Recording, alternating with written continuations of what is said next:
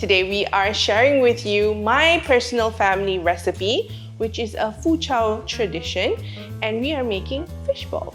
Now this is the perfect Lunar New Year recipe. Now growing up, I used to watch my Mama and my EeMa chopping away amounts and mounts of fish flesh, making this perfectly and sometimes imperfect fish balls that used to just perfume the entire house.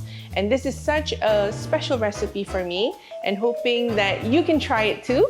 And today I've got Ikan Tenggiri, which is mackerel, and it's one of the most flavorful fishes that we can get here in Malaysia. So I already got the fishmonger to fillet it for me.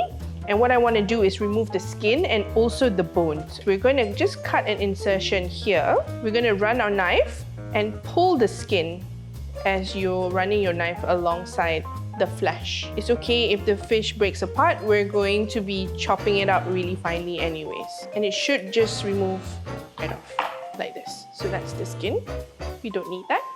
Run your fingers along the fish and you can start feeling the bones here. So you can use any type of fish. Traditionally, fish balls in my family, we use tenggiri or ikan parang, but you can use any sort of white flash fish. But of course, the flavors and the textures will be a little bit different. To make sure that the fish ball stays as bright and white as possible, okay? So all these little impurities here, like the bloodline, that needs to be removed as well. So we're going to slice the fish up, and then after this, I'm going to wash the fish and drain it of the water, and I'm going to place it in the freezer to freeze for about 10 to 15 minutes. And what that does is actually firms up the fish. So when you keep it cold, the proteins in the fish actually makes it really bouncy. So back in the day, during my grandmother's time, I used to watch them use a chopper, like a metal chopper, to kind of chop up all of the fish paste to make this incredible bouncy fish balls. Now, when I was talking to my grandmother last night, she said, "Aya, just use the blender, but make sure that you either freeze the fish or add some ice cubes to it, because you don't want the fish to cook with the heat of the blender, because that's really important.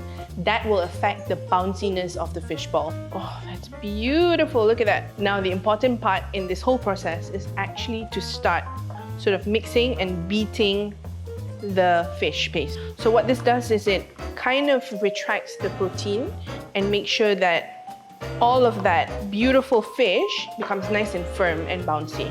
So you want to beat up your fish paste until it becomes nice and glossy and shiny. So now for the float test, we're just going to add in a little bit of the paste, and if it floats, that means it's ready. Boop. It floats!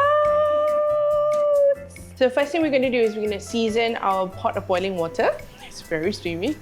And then we're going to drop our fish balls, and I'm actually going to use my hands and just kind of scoop it and drop it in. Just let it simmer for about 2 to 3 minutes. So once the fish ball is kind of floated up and is kind of double in size, you know that it's cooked through. So all you need to do is just fish it out and then put it straight into some cold water just to stop the cooking process. So we're not going to waste anything in this recipe. So the broth that we use to cook the fish balls, we're going to use that as the base of our noodle soup. Right, so here I have some ginger from my garden. How cool. And I'm just going to slice it up. So in goes the ginger, as well as ikan bilis and stock cube.